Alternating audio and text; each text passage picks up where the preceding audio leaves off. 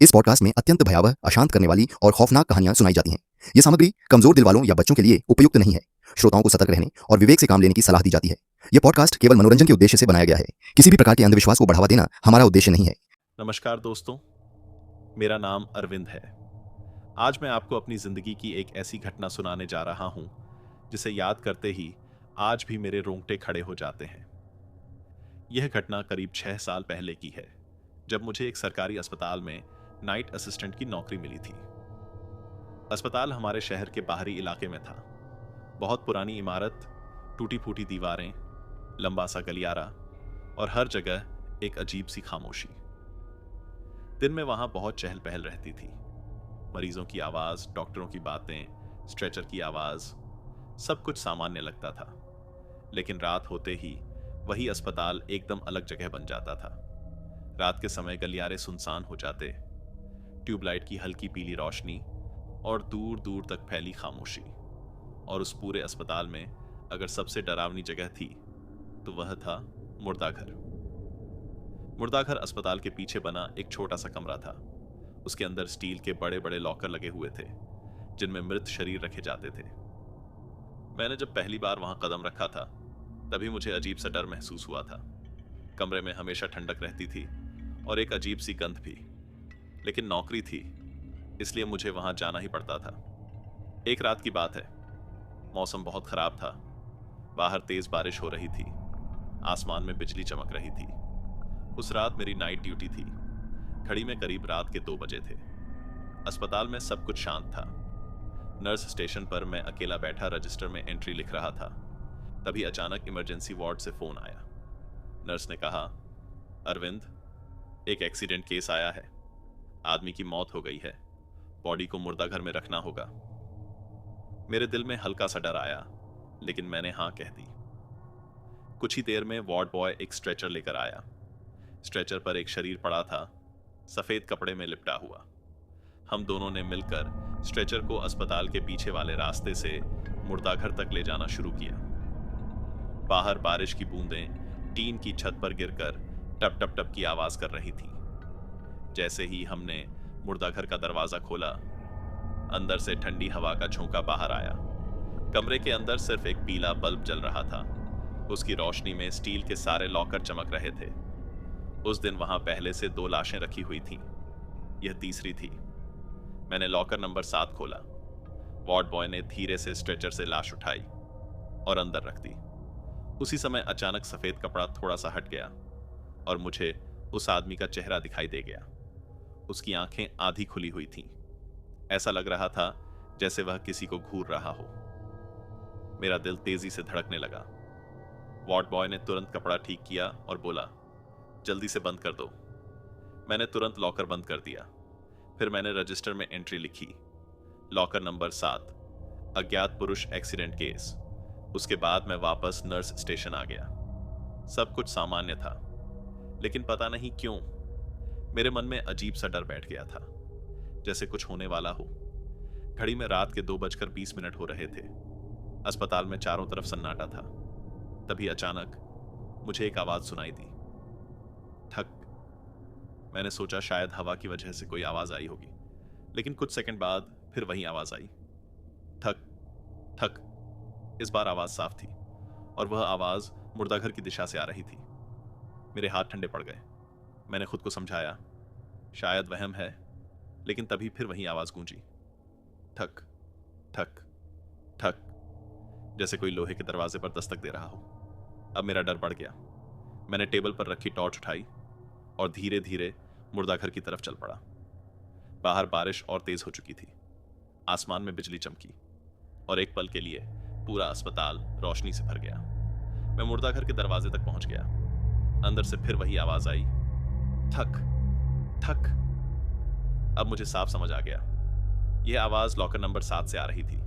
वही लॉकर जिसमें मैंने थोड़ी देर पहले उस एक्सीडेंट वाले आदमी की लाश रखी थी। मेरा गला सूख गया। मैंने धीरे से दरवाजा खोला। अंदर वही पीला बल्ब जल रहा था। सब कुछ शांत था, लेकिन अचानक फिर आवाज आई, ठक ठक, सीधे लॉकर नंबर 7 से। मेरी सांसें तेज हो गईं। मैं धीरे धीरे उस लॉकर के पास गया। और जैसे ही मैंने उसका हैंडल पकड़कर खोलना चाहा, आवाज अचानक बंद हो गई। कमरे में फिर से गहरा सन्नाटा छा गया। मैंने हिम्मत करके लॉकर खोला और जो मैंने देखा उसे देखकर मेरी रूह कांप गई। लॉकर के अंदर रखी लाश का हाथ बाहर लटक रहा था, जबकि मैंने खुद उसे अंदर ठीक से रखकर लॉकर बंद किया था।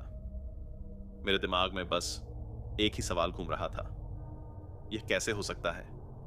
और तभी मुझे अपने पीछे से किसी के धीरे धीरे चलने की आवाज सुनाई दी। Sir, sir. मैंने धीरे धीरे पीछे मुड़कर देखा, लेकिन वहां कोई नहीं था। उस पल मुझे पहली बार महसूस हुआ कि शायद उस मुर्दा घर में हम दो नहीं, 3 मौजूद थे और तीसरा जिंदा नहीं था। मैं कुछ पल के लिए वहीं खड़ा रह गया। मेरे दिमाग में बस एक ही सवाल घूम रहा था, क्या यह मेरी आंखों का धोखा है? मैंने धीरे से उस लाश का हाथ उठाया और वापस अंदर रख दिया। उसका हाथ बर्फ की तरह ठंडा था। फिर मैंने लॉकर को धीरे से बंद कर दिया। मैंने खुद से कहा, अरविंद, तू बेवजह डर रहा है, शायद हाथ अपने आप खिसक गया होगा। लेकिन अंदर से मुझे भी पता था, मरी हुई लाश खुद से हिल नहीं सकती। मैं जल्दी जल्दी मुर्दा घर से बाहर निकल आया और दरवाजा बंद कर दिया। जैसे ही मैं मुड़ा, मेरी नजर दरवाजे के पास लगे एक पुराने धुंधले आईने पर पड़ी। उस आईने में मुझे ऐसा लगा जैसे मेरे पीछे कोई खड़ा है। मेरी सांस रुक सी गई। मैंने तुरंत पीछे मुड़कर देखा, लेकिन वहां कोई नहीं था। मुर्दा घर का खाली कमरा, पीली रोशनी और चारों तरफ सन्नाटा। मैंने खुद को समझाया कि शायद मेरा डर ही मुझे ऐसा महसूस करा रहा है। फिर मैं धीरे धीरे वापस नर्स स्टेशन की तरफ चला गया। घड़ी में रात के 2:30 बजे हो चुके थे। पूरा अस्पताल जैसे गहरी नींद में था। दूर कहीं से एक कुत्ते के भौंकने की आवाज आ रही थी। खिड़की के शीशों पर बारिश की बूंदें लगातार टकरा रही थीं। मैंने पानी पिया और खुद को शांत करने की कोशिश की, लेकिन मेरा मन बार बार उसी मुर्दा घर की तरफ जा रहा था, जैसे वहां कुछ मेरा इंतजार कर रहा हो। करीब 5 मिनट बाद अचानक फिर वही आवाज सुनाई दी, ठक। मैं चौंक गया। फिर दूसरी आवाज आई, ठक ठक। अब मुझे पूरा यकीन हो गया था कि आवाज मुर्दा घर से ही आ रही है, लेकिन इस बार आवाज पहले से ज्यादा तेज थी। कुछ सेकंड बाद वह आवाज लगातार आने लगी, ठक ठक ठक ठक, जैसे कोई अंदर से जोर जोर से दरवाजा पीट रहा हो। मेरे हाथ से पेन गिर गया। दिल इतनी तेजी से धड़क रहा था कि उसकी आवाज मुझे खुद सुनाई दे रही थी। मैंने तुरंत वार्ड बॉय रमेश को फोन किया। रमेश, जल्दी नीचे आओ, मुर्दा घर में कुछ अजीब हो रहा है। रमेश अस्पताल के दूसरे हिस्से में था। करीब 2 मिनट बाद वह दौड़ता हुआ मेरे पास आ गया। क्या हुआ? मैंने उसे पूरी बात बताई। वह पहले तो हंसने लगा। अरे भाई, तू भी ना रात में ज्यादा हॉरर फिल्म देख ली क्या? मैं कुछ बोल ही रहा था कि तभी फिर वही आवाज गूंजी, ठक ठक ठक। इस बार रमेश भी चुप हो गया। हम दोनों ने एक दूसरे की तरफ देखा। अब उसके चेहरे पर भी डर साफ दिखाई दे रहा था। रमेश ने धीरे से कहा, यह आवाज सच में मुर्दा घर से आ रही है। कुछ पल तक हम दोनों चुप रहे। फिर रमेश बोला, चल जाकर देखते हैं। मैं सच कहूं तो जाना नहीं चाहता था, लेकिन अगर हम नहीं जाते तो पूरी रात यह आवाज हमें चैन से बैठने नहीं देती। हम दोनों ने टेबल से टॉर्च उठाई और धीरे धीरे मुर्दा घर की तरफ चल पड़े। बाहर हवा बहुत तेज चल रही थी। पेड़ों की डालियां खिड़कियों से टकरा रही थीं। आसमान में बिजली चमकी और एक पल के लिए पूरा अस्पताल सफेद रोशनी से भर गया। हम मुर्दा घर के दरवाजे तक पहुंच गए। अंदर पूरी तरह खामोशी थी, जैसे वहां कुछ हुआ ही नहीं। रमेश ने धीरे से दरवाजे का हैंडल पकड़ा और उसे खोल दिया। दरवाजा चर्रर की आवाज के साथ खुला। अंदर वही पीला बल्ब जल रहा था। कमरे में ठंडी हवा थी। स्टील के सारे लॉकर अपनी जगह पर बंद थे, लेकिन तभी हमारी नजर लॉकर नंबर 7 पर पड़ी। उसका दरवाजा थोड़ा सा खुला हुआ था, जबकि मैंने खुद उसे बंद किया था। मेरे शरीर में सिहरन दौड़ गई। रमेश ने धीरे से पूछा, क्या तूने इसे खुला छोड़ा था? मैंने तुरंत सिर हिलाया, नहीं। अब हम दोनों के दिल की धड़कन तेज हो चुकी थी। रमेश धीरे धीरे लॉकर की तरफ बढ़ा। मैं उसके पीछे खड़ा था उसने कांपते हुए हाथ से लॉकर का दरवाजा पूरा खोल दिया और अंदर जो हमने देखा उसे देखकर हमारे पैरों तले जमीन खिसक गई। लॉकर खाली था। वह लाश जो कुछ देर पहले हमने खुद अपने हाथों से अंदर रखी थी गायब थी। मेरे मुंह से शब्द ही नहीं निकल रहे थे। रमेश घबराकर बोला, ये कैसे हो सकता है? कमरे में अचानक अजीब सा सन्नाटा छा गया। तभी हमारे पीछे से किसी के धीरे धीरे चलने की आवाज आई। टप टप टप। हम दोनों एक साथ पीछे मुड़े और जो हमने देखा उसे देखकर मेरी चीख निकल गई। मुर्दाघर के अंधेरे कोने में वही आदमी खड़ा था, वही जिसकी लाश हमने थोड़ी देर पहले लॉकर में रखी थी।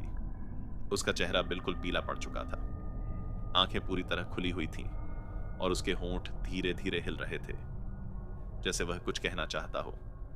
फिर उसने अपना हाथ हमारी तरफ बढ़ाया और बहुत धीमी आवाज में कहा, मुझे ठंड लग रही है। उस पल मुझे महसूस हुआ कि उस रात मुर्दाघर में जो कुछ हो रहा था वह इंसानों की दुनिया की चीज नहीं थी और असली डर अब शुरू होने वाला था।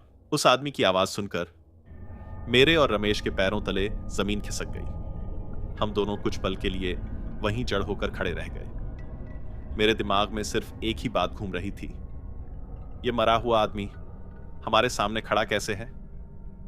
मुर्दाघर की पीली रोशनी में उसका चेहरा और भी डरावना लग रहा था। उसकी आंखें पूरी तरह खुली हुई थीं, लेकिन उनमें कोई जान नहीं थी, जैसे किसी गुड़िया की आंखें होती हैं। उसका शरीर थोड़ा थोड़ा कांप रहा था और वह बार बार एक ही बात कह रहा था, मुझे ठंड लग रही है। रमेश का गला सूख गया। वह धीरे से बोला, ये जिंदा है क्या? मुझे समझ नहीं आ रहा था क्या करूं।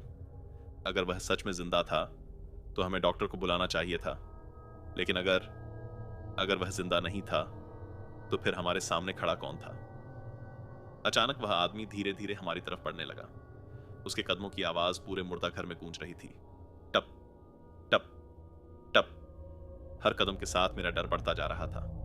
रमेश ने मेरा हाथ पकड़ा और फुसफुसाकर बोला, अरविंद, यहां से चलते हैं। लेकिन मेरे पैर जैसे जमीन से चिपक गए थे। वह आदमी अब हमारे बिल्कुल करीब आ चुका था। उसके शरीर से एक अजीब सी सड़ी हुई गंध आ रही थी। उसने अपना हाथ मेरी तरफ बढ़ाया। उसकी उंगलियां ठंडी और नीली पड़ चुकी थीं। फिर उसने मेरी आंखों में देखते हुए कहा, मुझे बाहर जाने दो। उसकी आवाज इतनी धीमी थी जैसे किसी गहरी खाई से आ रही हो। मेरे पूरे शरीर में सिहरन दौड़ गई। अचानक मुर्दाघर की लाइट झपकने लगी। एक पल रोशनी, फिर अंधेरा, फिर रोशनी। उस टिमटिमाती रोशनी में उसका चेहरा और भी भयानक लग रहा था। अचानक उसने अपना सिर थोड़ा टेढ़ा किया और हमें घूरने लगा।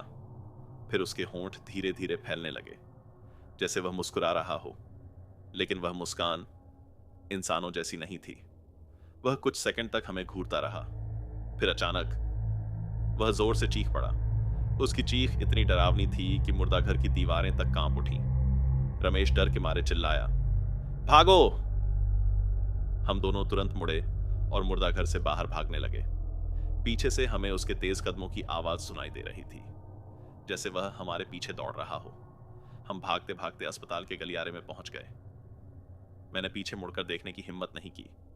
हम सीधे नर्स स्टेशन तक भागते चले गए। रमेश हांफते हुए बोला, ये इंसान नहीं था। मैं भी बुरी तरह कांप रहा था। तभी अचानक पूरे अस्पताल की बिजली चली गई। चारों तरफ गहरा अंधेरा छा गया। गलियारे में सिर्फ हमारी टॉर्च की हल्की रोशनी थी और उसी अंधेरे में मुझे फिर से वही आवाज सुनाई दी, टप टप टप, जैसे कोई धीरे धीरे हमारी तरफ चलकर आ रहा हो। मेरी सांसें रुक गईं। टॉर्च की रोशनी मैंने धीरे धीरे उस आवाज की तरफ घुमाई और जो मैंने देखा उसे देखकर मेरा खून जम गया। गलियारे के दूसरे छोर पर वही आदमी खड़ा था, लेकिन इस बार उसकी आंखों से काला खून बह रहा था और उसके चेहरे पर वही डरावनी मुस्कान थी।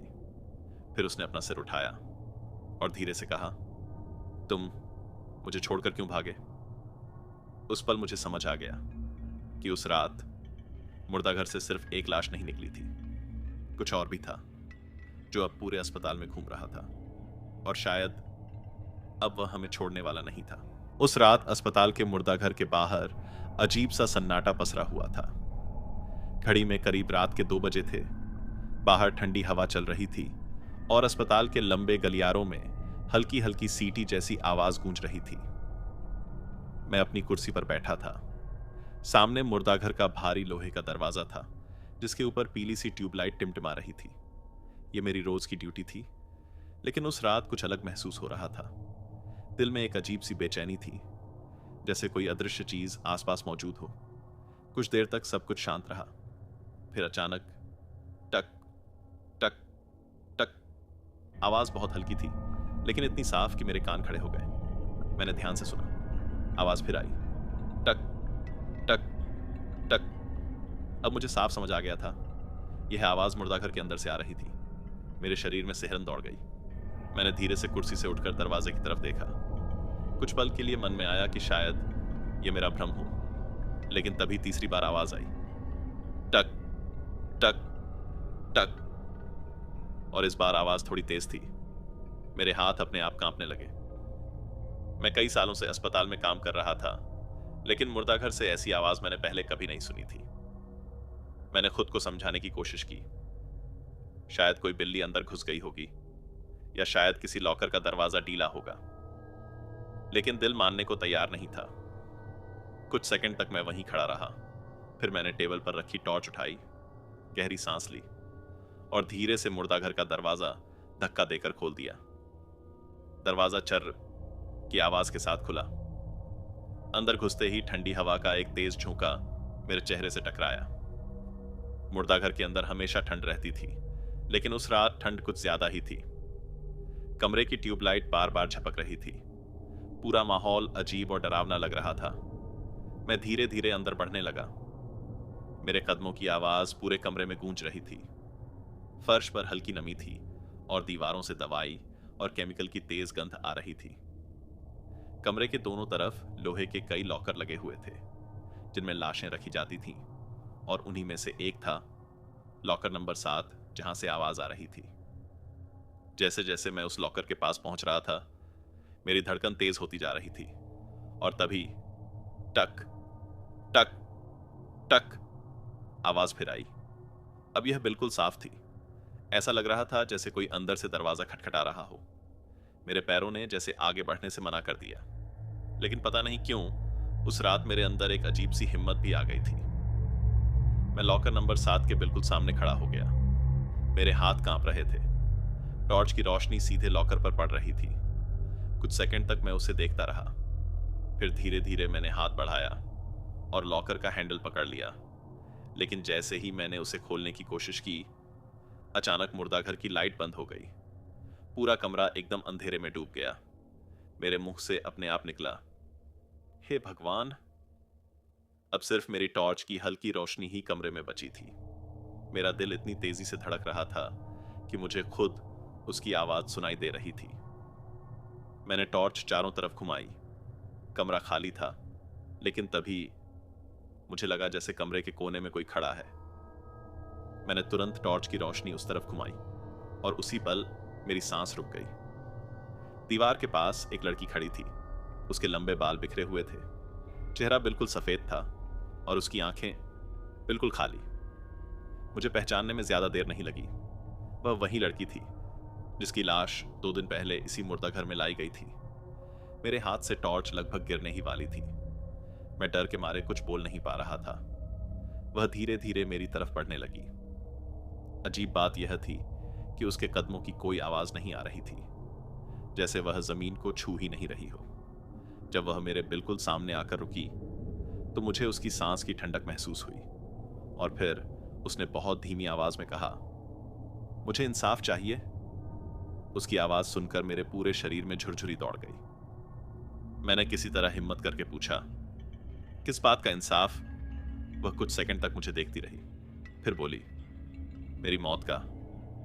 उसकी बात सुनकर मैं पूरी तरह सन्न रह गया। मैंने धीरे से पूछा, तुम्हारी मौत कैसे हुई थी? उसकी आंखों में अचानक दर्द उतर आया, और फिर उसने धीरे से कहा, मुझे जहर दिया गया था। उसकी बात सुनते ही मेरे पैरों तले जमीन खिसक गई। मैं कुछ समझ नहीं पा रहा था।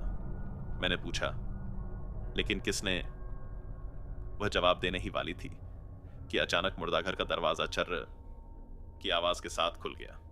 मैंने मुड़कर देखा और अंदर एक आदमी आता दिखाई दिया। वह था डॉक्टर शर्मा। मैंने देखा डॉक्टर शर्मा कमरे में घबराए हुए खड़े थे। उनकी आंखें डर से फैल चुकी थीं, लेकिन उस लड़की की आत्मा, जिसकी वजह से इतनी रातों से मुर्दाघर में डर था, अब उनके सामने खड़ी थी। वह धीरे धीरे उनका चेहरा घूर रही थी।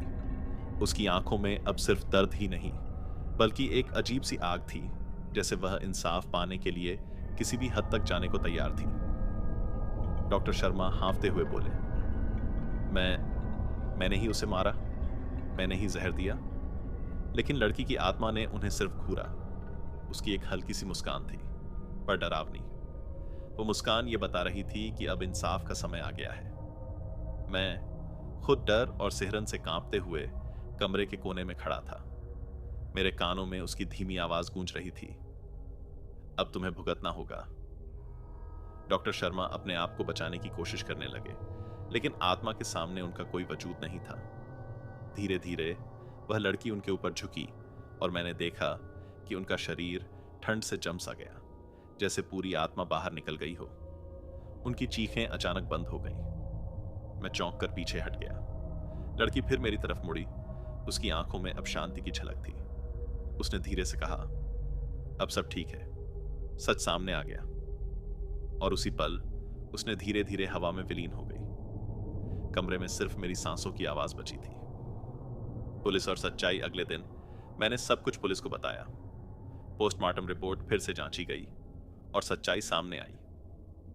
डॉक्टर शर्मा को गिरफ्तार कर लिया गया। लड़की की आत्मा को आखिरकार शांति मिल गई। मुर्दाघर में अब पहले जैसा डर नहीं रहा, लेकिन उसकी यादें, उसकी आवाजें और उसका दर्द हमेशा उस लॉकर नंबर 7 के पास मौजूद रह गया। एक अजीब सा अंत कुछ महीनों बाद, जब मैं अस्पताल के पास से गुजर रहा था, तभी मुझे एक हल्की सी आवाज सुनाई दी, धन्यवाद। मैंने चारों तरफ देखा, कोई नहीं था, लेकिन उस आवाज में अब कोई डर नहीं था, सिर्फ शांति और सुकून था।